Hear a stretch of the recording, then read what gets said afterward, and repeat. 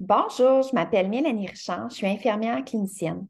Plusieurs d'entre vous me posent des questions par rapport aux adolescents, dont certaines qui reviennent beaucoup, c'est par rapport à d'où l'importance des amis qui s'éloignent des parents, veulent moins passer de temps en famille, puis aussi de dépasser les règles, de ne pas vouloir écouter les règles ou de tester les règles, les limites.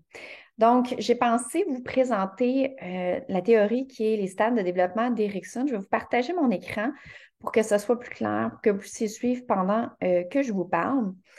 Bien évidemment, ce n'est que de la théorie, mais je me suis dit que ça pouvait aider pour essayer de comprendre en fait ce qui se passe à l'adolescence.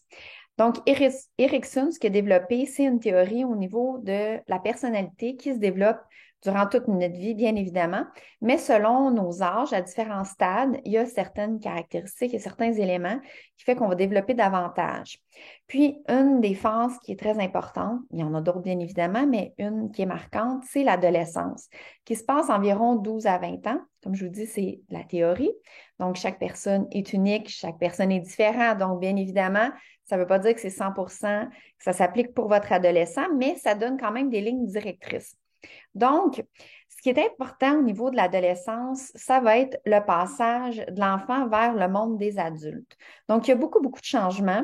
Puis, c'est à ce moment-là qu'il va développer beaucoup, beaucoup d'éléments, beaucoup de sphères de sa personnalité. Donc, il va avoir beaucoup de tâches qui vont se développer, par exemple, c'est par rapport à sa perception de soi.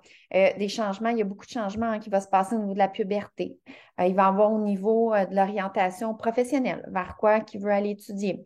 Il va avoir aussi au niveau des connaissances de l'identité sexuelle.